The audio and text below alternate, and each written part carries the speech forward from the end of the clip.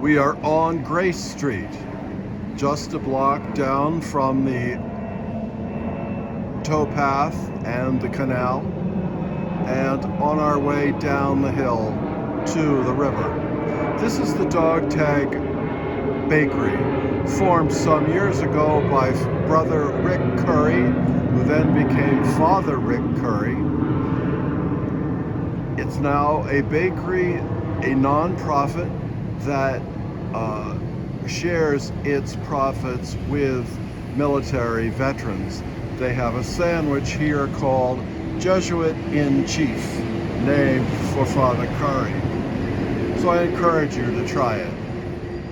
Next door is Cherry Hill Lane, a little route of great significance in the Washington area, followed by a series of shops and so on.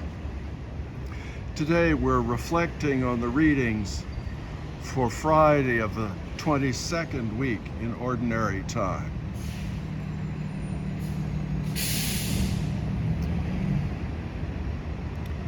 Rick Reed, the Republican advertising executive, died this past week at the age of 69. He was the mover behind the Swift Boats ads that so damaged John Kerry's presidential campaign in 2004. Trouble was, the accusations came from military men who had not in fact served with Kerry, and the ads might have had little impact if the news media had not covered them so extensively. In other words, the ads, though denied by Kerry's campaign, created a shadowy mirage of accusation and doubt that no detailed rebuttal could turn back. So from Reed's point of view, in other words, from the point of view of a Republican-funded advertising campaign, the campaign was a success for him, both as an advertising executive and as a Republican. But since we are people of faith and participants in what we try to make a democracy, we will probably have great misgivings over those who made claims against Kerry with little evidence. Reed, who created the campaign, those who financed the campaign, and the mainstream media that spread news of the ads beyond the local market for which they were produced. We're now turning left onto Cecil Place. Such campaigning is a political staple in our time. Recall the Willie Horton ads created by Lee Atwater during the first George Bush campaign against Michael Dukakis. Our questions might be, if the electoral victories of both the George Bushes constitute success, what value system is at work? And is this good for democracy? Maybe something like all is fair and love and war? Or winning isn't the best thing, it's the only thing? Or to the victors belong the spoils? Certainly, Jesus gets short shrift.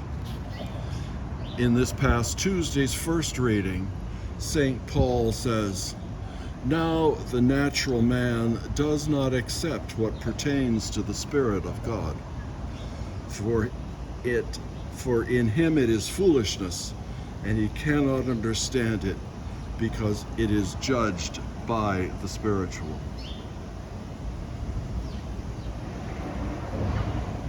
This is certainly the case with Reed, Atwater, and the rest of them.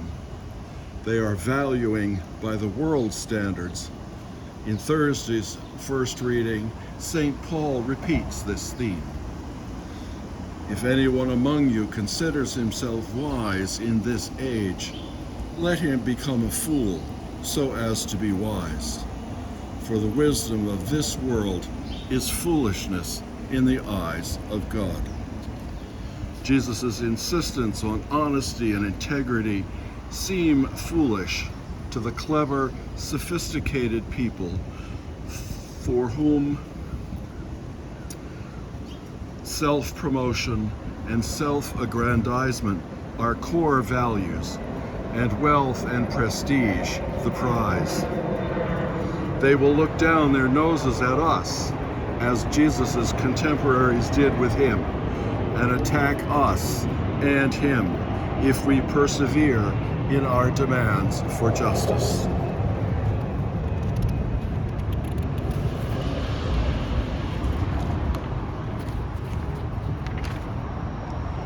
This reality takes us to Jesus' image of new and old wineskins in today's gospel.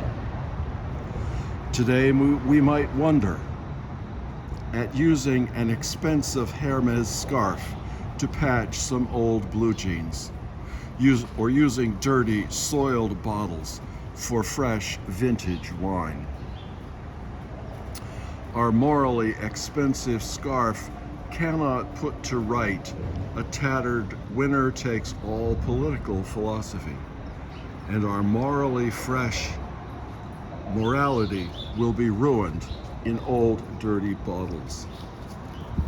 So, what to do? First, take a moral stand to live with honesty and integrity, to question and challenge what fails to be honest. Second, be prepared to see the world win its battles on its own terms, and watch sadly or ruefully at how the world turns. Lee Atwater died of a brain tumor at the age of 40, claiming to have been converted to Roman Catholicism by Father John Hardin, S.J., who gave him his last rites. Rick Reed's cause of death at 69 remains unconfirmed, though it is said to be a heart ailment. Perhaps our best bet is to take the longer view, captured in a meme you have probably encountered. God is dead, signed Nietzsche. Nietzsche is dead, signed God.